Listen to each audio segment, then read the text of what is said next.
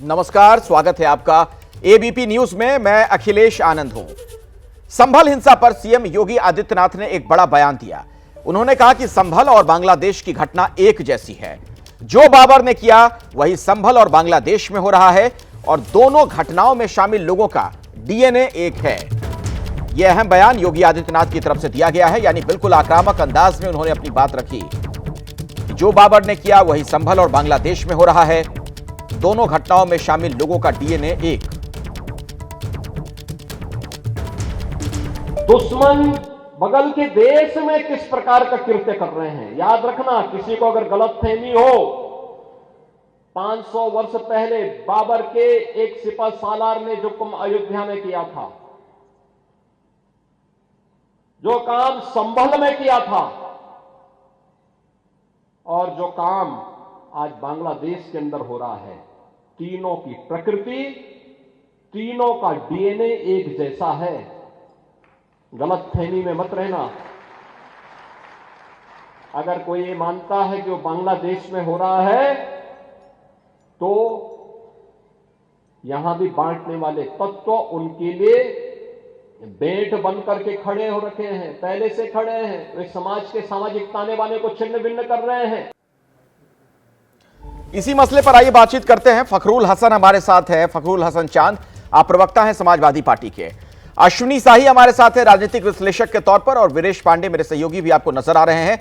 वीरेश, सबसे पहले आप ही के पास में आना चाहूंगा और सवाल यही कि जो बयान दिया है योगी आदित्यनाथ ने और जिस अंदाज में उन्होंने अपनी बात कही है, उसका क्या सीधे तौर पर यह मतलब निकाला जा सकता है कि संभल मामले में भले ही उनकी सरकार को जितना भी घेरा जाए, वो बिल्कुल भी बैक फुट पर नहीं आने वाले हैं, बल्कि वो फ्रंट फुट पर हैं?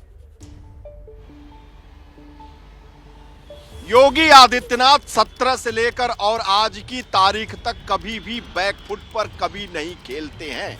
वो उनकी शैली ही नहीं है। वो सलामी बल्लेबाज है भारतीय जनता पार्टी के, और योगी सरकार के मुखिया के तौर पर, नेतृत्वकर्ता के तौर पर हर जिम्मेदारी को, हर आलोचना और निशाने को अपने ऊपर लेते हुए उसका प्रखर रूप से जवाब देने की ताकत रखने वाले मुख्यमंत्री योगी आदित्यनाथ ने अपनी शैली, अपने बेबाक अंदाज, अपने प्रकृति और अपने चरित्र के हिसाब से जवाब दिया है समाजवादी पार्टी और कांग्रेस और संभल को लेकर उन्हें घेरने वालों को। और ये शैली है योगी आदित्यनाथ की, और जो उनको सांसद रहते हुए जानता है, मुख्यमंत्री रहते हुए जानता है, जरा सा भी कोई उनके अंदर द्वंद्व नहीं है, जरा सा भी उनके अंदर कोई दोहरा व्यवहार नहीं है। जो अंदर है वो बाहर है, और जो वो सोचते हैं, जो मनन करते हैं, वो उनके जुबान पर है, उनकी शैली है जिसे व्यक्त किया है। जी हां, उन्होंने कहा है कि जो 500 साल पहले बाबर ने किया, जो संभल में हुआ, जो बांग्लादेश में हो रहा है, वो हो रहा है, और संभल जाओ। और जो बटोगे और कटोगे का योगी मंत्र उन्होंने दिया हुआ है, वो बांग्लादेश से ही उठाया हुआ था। ठीक है वीरेश, धन्यवाद इस जानकारी के लिए आपका। अब जरा मैं राजनीतिक मेहमानों से बात कर लूं। और फखरुल हसन जी, अगर आप मुझे सुन पा रहे हो, योगी आदित्यनाथ कह रहे हैं कि जो कुछ यहां पर हुआ संभल में या बांग्लादेश में जो हुआ, ये करने वाले जो लोग हैं उनका डीएनए एक है।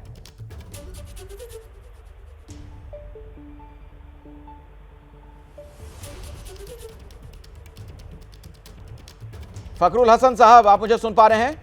फखरुल हसन जी,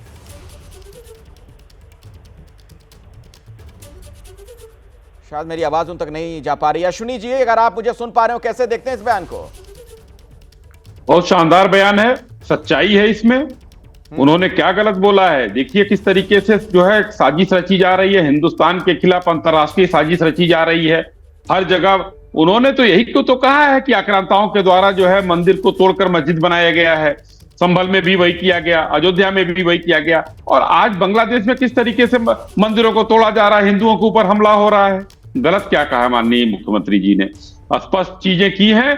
अब इसको इन देश के विरोध में काम करने वाली ताकतों के साथ खड़े होने वाले राजनीतिक दलों को सोचना चाहिए कि वो देश के साथ हैं या विदेशी आक्रांताओं के साथ हैं।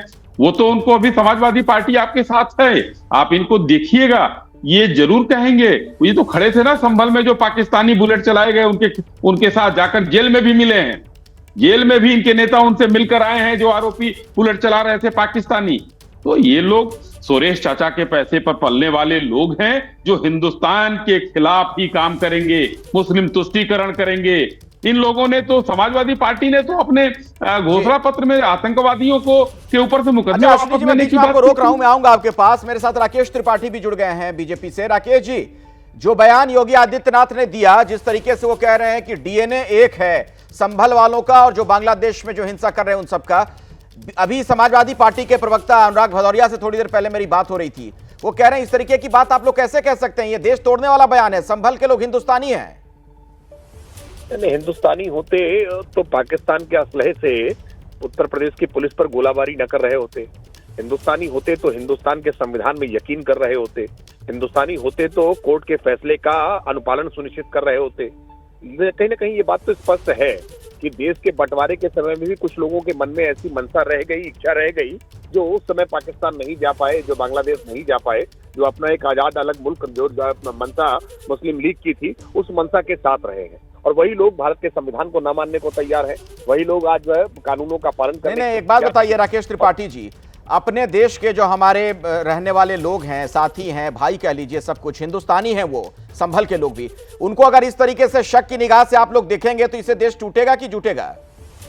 नहीं, शक की निगाह से देखने के की बात नहीं है, ये तो यकीन के साथ कहा जा रहा है। पाकिस्तान की आर्मी के द्वारा मेड अगर कारतूस मिल रहा है तो ये कितने गंभीर खतरे हैं। देश के भीतर गृह युद्ध रचने की साजिश रची जा रही है। देश के भीतर आप हमारा एक ऐसा पड़ोसी मुल्क जो हमारे खिलाफ लगातार आग उगलने का काम करता है, वहां से आतंकी गतिविधियां चलाने का काम करता है, आप वहां की आर्मी के द्वारा मेड अगर कारतूसों का इस्तेमाल उत्तर प्रदेश की पुलिस पर कर रहे हैं तो ये निश्चित तौर पर बहुत चौंकाने वाला और बहुत चिंता में डालने वाला है। और ऐसे तत्वों के साथ पूरी कठोरता से व्यवहार करना चाहिए। ऐसे तत्व देशद्रोही हैं, इनको देशभक्त नहीं कहा जा सकता है। ये भारत के नागरिक होने का अधिकार इनको नहीं होना चाहिए। और निश्चित तौर पर आने वाले समय में कभी ऐसा ही कानून बनाने की आवश्यकता शायद महसूस होगी कि ऐसे लोगों की नागरिकता छीनी जाए जिनकी आस्था भारत में नहीं है, जो भारत। फखरुल हसन जी, जवाब दीजिए। आप सुन रहे हैं राकेश त्रिपाठी जी तो 2 कदम और आगे बढ़ गए, वो कह रहे हैं कि ऐसे लोगों की नागरिकता ही ले लेनी चाहिए, ये देशद्रोही हैं। देखिए, भारतीय जनता पार्टी से आप और उम्मीद क्या कर सकते हैं? जब किसानों के खिलाफ ये काले कानून लेके आए और किसान आंदोलन पे बैठे थे तो एक किसानों को भी खालिस्तानी पाकिस्तानी आतंकवादी करे, इनसे आप क्या उम्मीद कीजिएगा? जो लोग संभल में विफल रहे कानून व्यवस्था देने में, जो लोग बहराइच में असफल रहे कानून व्यवस्था देने में, आप उनसे क्या उम्मीद कीजिएगा? जो लोग कानून व्यवस्था को नहीं संभाल पा रहे हैं वो अपना ठीकरा बांग्लादेश और संभल के लोगों की तुलना करके देख रहे हैं। अब आज भारतीय जनता पार्टी से सर्टिफिकेट की जरूरत पड़ेगी हिंदुस्तानियों को कि वो हिंदुस्तानी है या नहीं है, ये राकेश त्रिपाठी बताएंगे। भारतीय जनता पार्टी बताएगी कि कौन हिंदुस्तानी है कौन पाकिस्तानी है। अरे आप राकेश त्रिपाठी, आप अपना डीएनए तो टेस्ट करा लीजिए, आप कहीं बांग्लादेश से तो नहीं आए हैं, आप कहीं बांग्लादेशी तो नहीं है। तो सवाल ये है कि भारतीय जनता पार्टी की सरकार जो हर मोर्चे पर विफल है, जो रोजगार देने में विफल है, किसानों के खिलाफ लाठी चला रही है, नौजवानों के खिलाफ लाठी चला रही है, जिनसे संभल नहीं संभला, जिनसे बहराइच नहीं संभला, वो और क्या कह सकते हैं? किसानों को खालिस्तानी पाकिस्तानी आतंकवादी कहते थे, संभल के हिंदुस्तानियों को आज वो पाकिस्तानी बांग्लादेशी कह रहे हैं। और जो लोग बांग्लादेश और हिंदुस्तान की तुलना कर रहे हैं वो तो अपने आप में इस बात को साबित कर रहे हैं कि वो कानून व्यवस्था देने में पूरी तरीके से विफल रहे हैं। जवाब दीजिए अश्विनी शाही जी, लॉ एंड ऑर्डर संभल नहीं रहा है तो ये सब बयान दिए जा रहे हैं इस तरीके के। देखिए, लॉ एंड ऑर्डर एकदम शानदार है। इनके सांसद और इनके विधायक के ऊपर मुकदमा दर्ज है। ये लोग तो आतंक फैलाने वाले और दंगा फैलाने वाले हैं। और फखरुल जी जो कह रहे हैं राकेश त्रिपाठी अपना डीएनए टेस्ट कराएं, मुझे तो लगता है कि अखिलेश यादव को अपना डीएनए टेस्ट कराना चाहिए। अखिलेश यादव जी हर जगह वहां पहुंच जाते हैं जहां मैं बात कह रहा था। आतंकियों के मुकदमे लेने के लिए घोषणा पत्र जारी कौन कर रहा है? तो इनके डीएनए में खराबी है। राकेश त्रिपाठी, अश्विनी शाही के डीएनए में खराबी नहीं है। डीएनए की जांच समाजवादी पार्टी के लोगों को करानी चाहिए कि जो पाकिस्तान मेड जो असलहे से गोली चली थी, जो कारतूस मिले थे, पुलिस, हिंदुस्तान की पुलिस पर, उत्तर प्रदेश की पुलिस पर गोली चलाने वाले लोग और उनका ये सहयोग कर रहे हैं, तो इनको होना चाहिए। हाँ, हिंदुस्तान में अशफाक उल्लाह खां की औलादों का स्वागत है, बीर अब्दुल हमीद की औलादों का स्वागत है, मगर इन आतंकियों का कोई स्वागत नहीं है। इनको पाकिस्तानी ये हैं और उनकी नागरिकता, राकेश जी ने अच्छी बात कही, नागरिकता छीन लेनी चाहिए, वोट का अधिकार छीन लेना चाहिए। ऐसे आतंकियों का इस देश में रहने का कोई हक नहीं है। और आप कह रहे हैं देश बांटने की बात कर रहे हैं। एक तरफ गोली चला रहा है वो अपने देश की पुलिस पर, वो भी पाकिस्तान के काटे से। अश्विनी जी, आपको मैं रोक रहा हूं, संभल वाले मुद्दे पर ही डिंपल यादव का बयान आ रहा है, जरा उनको सुन लेते हैं पहले। सभी खाद्य पदार्थ, सब्जियां इतनी महंगी हो रही है तो कोई इस तरफ ध्यान नहीं दे रहा है और लगातार जो स्टैंडर्ड ऑफ लिविंग है लोगों का लगातार घटता जा रहा है। आपको भी मिल्कीपुर में आशंका है कि अश्विनी जी, कुल मिलाकर जो मैं समझ पाया, डिंपल जी ये कह रही थी कि जो बुनियादी मुद्दे हैं जनता के, उस पर ध्यान नहीं दे रही है सरकार और उस पर से ध्यान डाइवर्ट करने के लिए इस तरीके के बयान दिए जाते हैं, इस तरह की घटनाएं सामने आती हैं।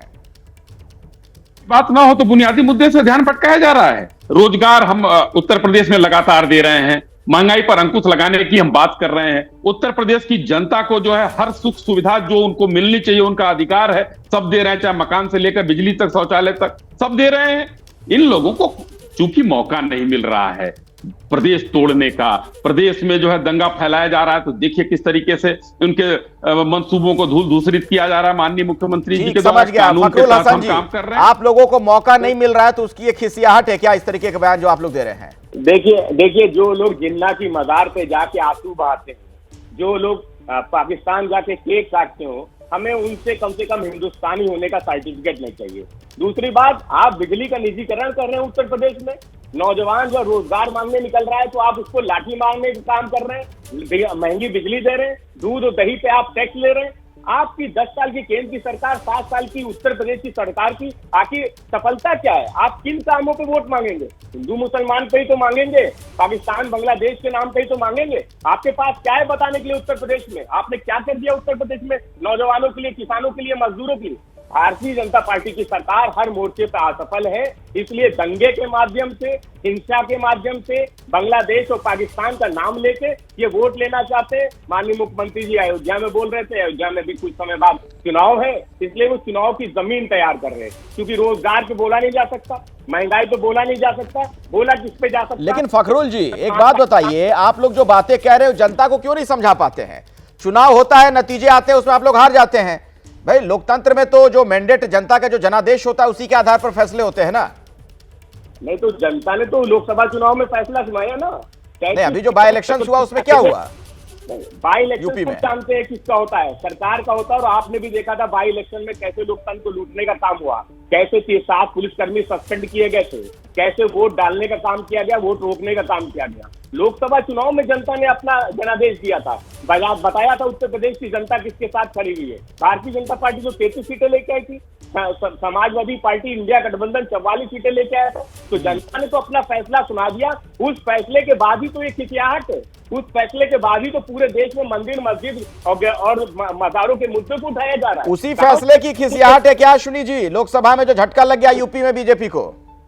देखिए, काट की हांडी बार बार नहीं चलती। सरकार आखिर किसकी है? एनडीए की सरकार तीसरी बार बनी है, माननीय मोदी जी प्रधानमंत्री हैं। इन लोगों को दहशत उस बात की है कि हम लोग नजदीक नहीं पहुंच पा रहे हैं।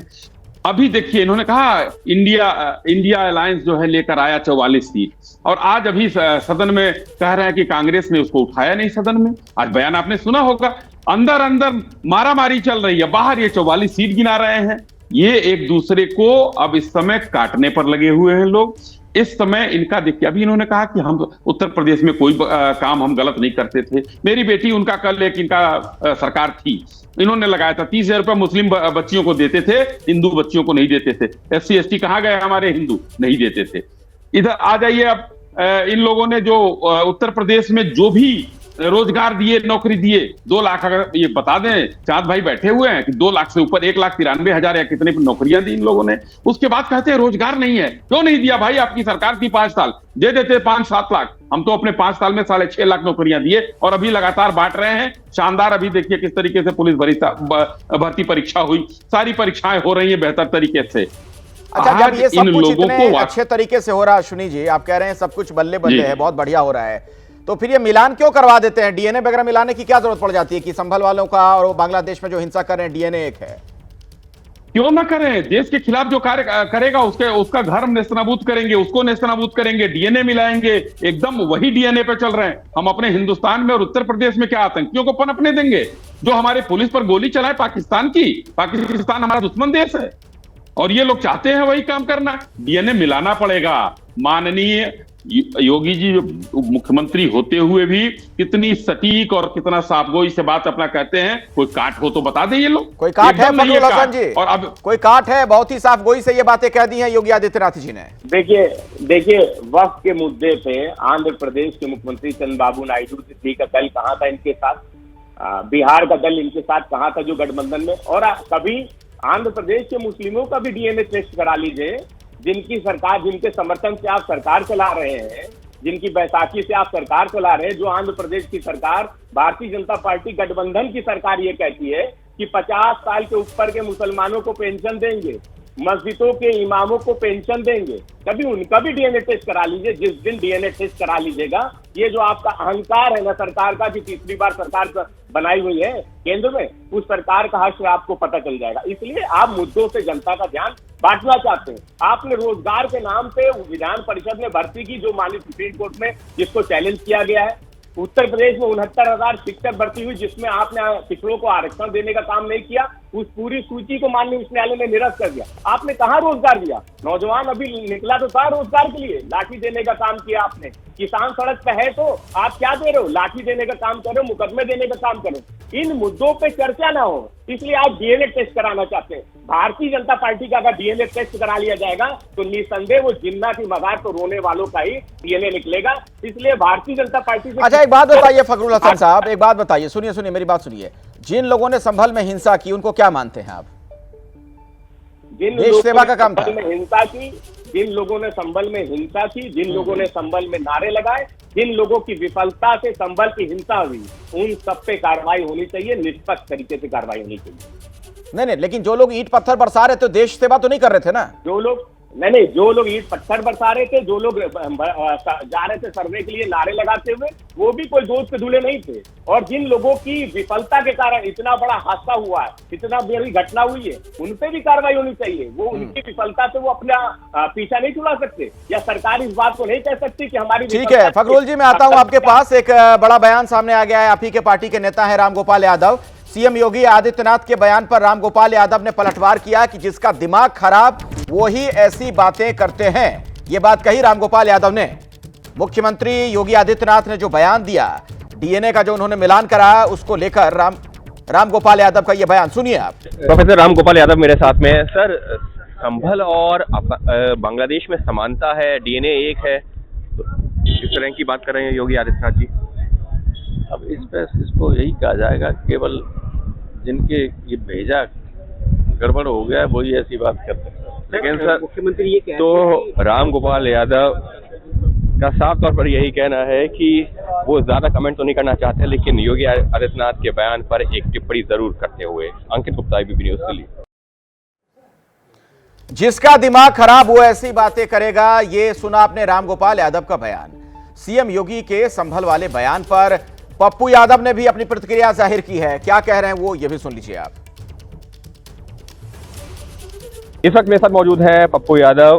पप्पू जी, योगी आदित्यनाथ उत्तर प्रदेश के मुख्यमंत्री कह रहे हैं कि संभल में जो हो रहा है वो कुछ उसी तरीके से जैसा 500 साल पहले बाबर ने किया था। संभल और बांग्लादेश में एक तरह से समानता है, और जो लोग ये कर रहे हैं उनका डीएनए एक सा है। पहले योगी को इंदिरा गांधी के बारे में याद दिला देता है। ये बांग्लादेश तो हिंदुस्तान का दोस्त और पाकिस्तान का औकात, एक ही मर्द इस देश में पैदा हुआ, वो इंदिरा गांधी थे। आप उस वक्त राजनीति में जन्म भी नहीं लिए थे, आपका जन्म भी नहीं हुआ था, और पता नहीं आप कहीं दूध पी रहे होंगे। जो बांग्लादेश में हो रहा है, नरेंद्र मोदी चुप क्यों है, बांग्लादेश को सैंत क्यों नहीं है? क्योंकि अदानी की 33% वहाँ कंपनियां चल रही है। लेकिन संभल और जो है बांग्लादेश में जो घटनाएं हो रही हैं, जो लोग वो कर रहे हैं, उनका डीएनए सेम है। संभल में तो कुछ हुआ ही नहीं। संभल में तो ये आतंक मचा है, इनके पुलिस के गुंडई के द्वारा इन्होंने आतंक मचाया। अब ये मोदी जी और योगी जी का झगड़ा है कि हम बड़ा तो हम बड़ा, कौन बड़का सम्राट। ये सत्ता का खेल है। अमित शाह जी से बड़ा बनना चाहते हैं योगी जी। और अभी एक बड़ी खबर आ रही है महाराष्ट्र में। शपथ से पहले ये बहुत बड़ी खबर है। शिवसेना शिंदे गुट के नेता हैं उदय सावंत, उन्होंने एक बड़ा दावा किया। शिंदे डिप्टी सीएम नहीं तो शिवसेना से कोई डिप्टी सीएम नहीं। शिवसेना शिंदे गुट के नेता हैं, उन्होंने ये बड़ा दावा किया है कि शिंदे के डिप्टी सीएम नहीं बनते हैं तो शिवसेना से कोई भी डिप्टी सीएम नहीं होगा। महाराष्ट्र में शपथ ग्रहण से पहले ये एक बड़ा अपडेट आपको दे दे, बड़ी खबर आ रही है। अब सवाल ये कि आखिर इसका क्या मतलब निकाला जाए। उदय सावंत ने जिस अंदाज में ये बात कही है, आपको पता है अब से थोड़ी देर के बाद शपथ ग्रहण समारोह है, शाम 5:30 बजे। उसकी तैयारियां जोर शोर से वहां चल रही हैं, बहुत चहल पहल नजर आ रही है मुंबई में। लेकिन उससे पहले शिवसेना शिंदे गुट के नेता हैं उदय सामंत, उन्होंने यह बड़ा दावा किया। उन्होंने कहा कि एकनाथ शिंदे अगर डिप्टी सीएम नहीं होंगे तो शिवसेना से कोई डिप्टी सीएम नहीं होगा। तो महाराष्ट्र में शपथ ग्रहण से पहले अभी का एक बड़ा अपडेट आपको दे दें। शिवसेना शिंदे गुट के नेता हैं उदय सामंत, उन्होंने यह दावा किया है, उन्होंने ये बड़ी बात कही है। हालांकि खबर है कि शिंदे अजित पवार दोनों डिप्टी सीएम के तौर पर शपथ लेने वाले हैं। एकनाथ शिंदे डिप्टी सीएम होंगे, लेकिन उससे पहले उदय सामंत का ये बड़ा दावा।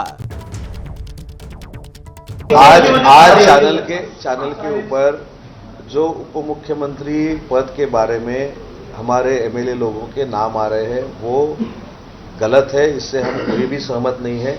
हमारे नेता एकनाथ शिंदे साहब ही उप मुख्यमंत्री बने, ये हमारी सबकी इच्छा है। हमने कल साहब को बताया है और हमको विश्वास है कि हमने जो रिक्वेस्ट की है उसका स्वीकार माननीय एकनाथ शिंदे साहब करेंगे और आज वो उप मुख्यमंत्री पद की शपथ लेंगे।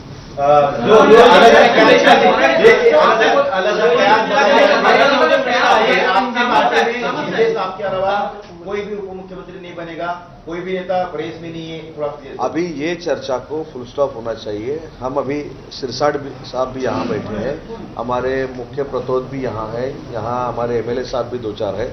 हमारे मन में किसी के भी मन में ये ख्वाहिश नहीं है कि हम वहाँ कुर्सी पे जाके बैठे। हमारे मुख्य नेता एकनाथ शिंदे साहब ही इस पद पे बैठना चाहिए, ये हमारी सबकी इच्छा है। ये तो एकनाथ शिंदे ही डिप्टी सीएम होंगे। शिवसेना जो शिंदे गुट से है उससे कोई और दूसरा उप मुख्यमंत्री नहीं होगा, यह साफ कर दिया गया। महाराष्ट्र में आज नई सरकार शपथ लेने वाली है, लेकिन शपथ से पहले बड़ी खबर आ रही है। शिवसेना शिंदे के नेता उदय सामंत ने एक बड़ा दावा किया। उन्होंने कहा कि शिंदे डिप्टी सीएम नहीं तो शिवसेना से कोई भी डिप्टी सीएम नहीं होगा। तो जो कयास तमाम लगाए जा रहे थे उन कयासों पर उन्होंने पूर्ण विराम लगाने का काम किया है। उन्होंने सीधे तौर पर कहा कि एकनाथ शिंदे से ही वो लोग गुजारिश कर रहे हैं कि वही बने डिप्टी सीएम, उनकी पार्टी से और कोई दूसरा उप मुख्यमंत्री नहीं होगा। आज चैनल के ऊपर जो उप मुख्यमंत्री पद के बारे में हमारे एमएलए लोगों के नाम आ रहे हैं वो गलत है, इससे हम कोई भी सहमत नहीं है। हमारे नेता एकनाथ शिंदे साहब ही उप मुख्यमंत्री बने, ये हमारी सबकी इच्छा है। हमने कल साहब को बताया है और हमको विश्वास है कि हमने जो रिक्वेस्ट की है उसका स्वीकार माननीय एकनाथ शिंदे साहब करेंगे और आज वो उप मुख्यमंत्री पद की शपथ लेंगे।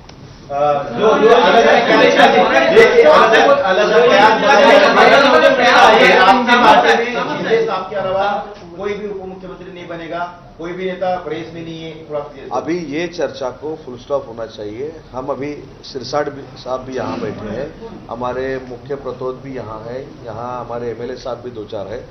हमारे मन में किसी के भी मन में ये ख्वाहिश नहीं है कि हम वहाँ कुर्सी पे जाके बैठे। हमारे मुख्य नेता एकनाथ शिंदे साहब ही इस पद पे बैठना चाहिए, ये हमारी सबकी इच्छा है। ये एकनाथ शिंदे से कल भी यह सवाल पूछा गया था, क्या वो डिप्टी सीएम की शपथ लेंगे? तब भी शिंदे इस सवाल का जवाब टाल गए थे। क्या आप और अजीत पवार साहब भी कल डिप्टी सीएम से पद की शपथ लेंगे? अरे भैया अभी तो कहा, देवेंद्र जी ने भी कहा, मैं भी कह रहा हूँ, रुको थोड़ा, अभी शाम तक रुको, अभी कल शपथ शाम है ना, तक उनका समझ में आएगा। मैं तो लेने वाला हूँ दादा को नहीं, अरे भाई दादा को अनुभव है, दोपहर शाम को भी लेने का और सुबह भी लेने का। शिंदे गुट के नेता हैं संजय शिरसाट। उन्होंने एक बयान दिया कि हमें विश्वास है शाम 5:30 बजे शिंदे जी लेंगे शपथ। हम लोगों ने एकनाथ शिंदे जी से आग्रह किया है, अगर वो शपथ नहीं लेंगे तो हम लोगों में से कोई शपथ नहीं लेगा। एकनाथ शिंदे हमारे नेता, यह बयान संजय शिरसाट की तरफ से दिया गया। एकनाथ शिंदे जब अपनी बात अभी रख रहे थे, उनके पीछे भी बैठे हुए थे संजय शिरसाट, उन्हें आपने देखा, और उन्होंने ही ये बात कही है कि एकनाथ शिंदे हमारे नेता हैं, वही शपथ लेंगे। शिरसाट साहब, अगर सस्पेंस नहीं खुला तो क्या आने वाले दिनों में शिवसेना सत्ता में रहेगी या नहीं रहेगी? शिवसेना सत्ते में रहेगी और एकनाथ शिंदे साहब को सभी विधायकों ने जो रिक्वेस्ट किए, मुझे लगता है शिंदे साहब वो मान भी जाएंगे। हमारे ऊपर उनका जो प्रेम है, हमारी बात मानने का, उनको जो हमें जो लगता है इतने दिनों का अनुभव, वो हमारी बात टालेंगे नहीं। 5:30 बजे एकनाथ शिंदे साहब उप मुख्यमंत्री क्यों बना के रखा है एकनाथ शिंदे ने कि नाराज है, कोई पोर्टफोलियो को लेकर खींचातान शुरू है? कहाँ पेंच कहाँ फंसा है? कहीं भी नाराज नहीं है। उनको भी सोचने के लिए वक्त चाहिए था, वो वक्त जरूर, और सबका राय, सब विधायकों की क्या राय है ये जानने की उन्होंने कोशिश की। अगर कहते हैं तो शायद वो उनको इनकार नहीं कर सकते। आज मैं आपको 100% बोलता हूँ, एकनाथ शिंदे साहब उप मुख्यमंत्री पद की शपथ लेंगे। उप मुख्यमंत्री पद की एकनाथ शिंदे जी ने शपथ नहीं ली तो विधायकों की भूमिका क्या रहेगी? नहीं लेने का सवाल ही नहीं आता। नहीं लेंगे तो सत्ता में शामिल होंगे? नहीं आता, सवाल ही नहीं आता। मुख्यमंत्री साहब की पद की शपथ वो लेंगे और हम सत्ता में है और अच्छी तरह से रहेंगे भी। क्योंकि आपके सहयोगी उदय सामंत जी ने कहा कि हमारे में से कोई भी शपथ नहीं लेगा, सत्ता में शामिल नहीं होगा। हम उप मुख्यमंत्री पद की कोई भी विधायक शपथ नहीं लेगा। हमारे नेता एकनाथ शिंदे साहब है, वही इस पद के लिए हमारे में से वही लायक है और वही शपथ ले सकते हैं। तो यानी इसका मतलब यही होगा कि आप में से कोई विधायक डिप्टी सीएम की शपथ नहीं लेगा, इसका मतलब सत्ता से बाहर ही रहेंगे आप? सत्ता से बाहर नहीं होता, एक पद नहीं लेने से कोई सत्ता के बाहर नहीं जाता। तो लेकिन छोड़ देंगे आप? अरे डिप्टी सीएम पद वो शपथ लेंगे ना, क्यों ना नकारते हो? हमने उनको रिक्वेस्ट किए और हम मनवाना जानते हैं। कैमरा पर्सन रुपेश शेलार के साथ वैभव परब, एबीपी न्यूज, मुंबई। तो संजय शिरसाट को आपने सुना, वो कह रहे थे कि हमने उनसे रिक्वेस्ट की है, हम उन्हें मनवाना जानते हैं। एकनाथ शिंदे के बहुत करीबी नेता माने जाते हैं संजय शिरसाट, और उनका साफ तौर पर यह कहना कि वो 100% आश्वस्त हैं इस बात को लेकर कि डिप्टी सीएम के तौर पर एकनाथ शिंदे ही शपथ लेंगे। उनकी पार्टी से कोई भी दूसरा इस पद के लिए शपथ नहीं लेगा। शिवसेना उद्धव गुट के प्रवक्ता संजय राउत का एक बयान सामने आया।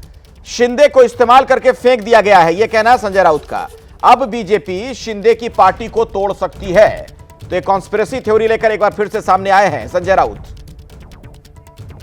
उनका यह कहना है कि दरअसल अब बीजेपी शिंदे की पार्टी को तोड़ सकती है। शिंदे का इस्तेमाल किया गया, इस्तेमाल करके फेंक दिया गया। शिंदे का इरा खत्म हो गया है, 2 साल का ही था, उनकी जरूरत थी, वो पूरी हो गई, अब उनको फेंक दिया है। अब शिंदे इस राज्य में कभी मुख्यमंत्री नहीं बनेंगे, मैं आपको बताना चाहता हूं। ये लोग शिंदे की पार्टी भी तोड़ सकते हैं। ये भाजपा की एक लाइन रही हमेशा पॉलिटिक्स में, जो उनके साथ काम करते हैं उनकी पार्टी तोड़ देते हैं, खत्म कर देते हैं। आज से देवेंद्र फडणवीस राज्य के मुख्यमंत्री हो गए, उनके पास बहुमत है। बहुमत होने के बावजूद 15 दिन तक ये सरकार नहीं बना पा रहे थे। इसका मतलब है पार्टी के अंदर या उनके महायुति में कुछ ना कुछ गड़बड़ है, और कल से ये गड़बड़ आपको दिखने लगेगी। तो कॉन्स्पिरेसी थ्योरी लेकर आए हैं संजय राउत। जब से नतीजे आए हैं तब से ही आप उनको लगातार सुन रहे हैं, बहुत ही आक्रामक हैं और एकनाथ शिंदे को लेकर कई मौकों पर चुटकी ले चुके हैं। अब वो कह रहे हैं कि दरअसल बीजेपी ने इस्तेमाल किया एकनाथ शिंदे का, और इस्तेमाल करने के बाद उन्हें फेंक दिया गया है। और यही नहीं, एक साजिश वाला भी वो एंगल लेकर आ रहे हैं सामने। कह रहे हैं कि दरअसल अब पार्टी तोड़ दी जाएगी, शिंदे गुट वाली जो शिवसेना है उसे बीजेपी तोड़ देगी। ये 2 बातें संजय राउत ने प्रमुखता से कही हैं। तो आज शपथ ग्रहण समारोह शाम 5:30 बजे होना है और उसको लेकर मुंबई में जोर शोर से तैयारियां भी चल रही हैं। इन सबके बीच कई तरीके के सवाल जवाब भी सियासी गलियारों में तैर रहे हैं। आपको हमने दिखाया कैसे एकनाथ शिंदे को लेकर यह सवाल खड़ा हो गया था कि कहीं ऐसा तो नहीं कि उनकी पार्टी से कोई और डिप्टी सीएम बनेगा। और इस बीच एक अपडेट और मैं आपको दे दूं कि शपथ समारोह में शामिल नहीं होंगे शरद पवार और उद्धव ठाकरे भी नहीं आएंगे। सूत्रों के हवाले से यह बड़ी जानकारी सामने आ रही है। महायुति की तरफ से दोनों को भेजा गया है समारोह का निमंत्रण। शरद पवार दिल्ली में है, इसलिए शपथ ग्रहण समारोह में शामिल नहीं होंगे और उद्धव ठाकरे भी नहीं आएंगे, यह भी एक अपडेट है। शपथ ग्रहण से पहले महाराष्ट्र में हलचल तेज है। एकनाथ शिंदे से मिलने पहुंचे हैं उदय सामंत। उदय सामंत ने दावा किया कि कुछ ही देर में साफ होगा डिप्टी सीएम पर स्थिति। तो शपथ ग्रहण से पहले अभी भी एकनाथ शिंदे को लेकर संशय है। उदय सामंत कह रहे हैं कि बस कुछ ही देर में साफ होगी डिप्टी सीएम पर स्थिति। हालांकि थोड़ी देर पहले उन्होंने यह बयान भी दिया था कि वही उप मुख्यमंत्री के तौर पर शपथ लेंगे, कोई और दूसरा नेता नहीं। मेरे साथ वैभव परब हमारे सहयोगी जुड़े इसी खबर पर। वैभव, क्या अभी भी सब कुछ साफ नहीं हो पाया है कि एकनाथ शिंदे डिप्टी सीएम होंगे कि नहीं होंगे?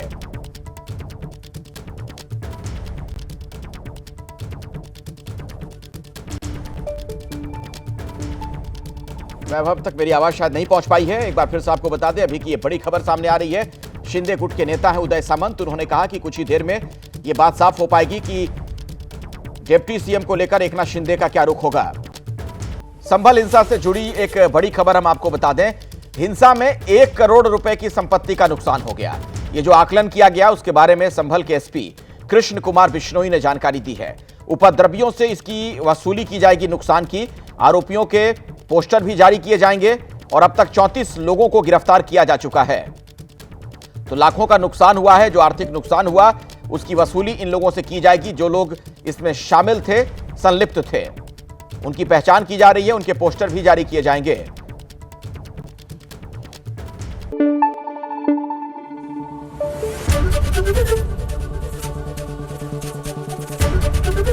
एबीपी न्यूज आपको रखे आगे।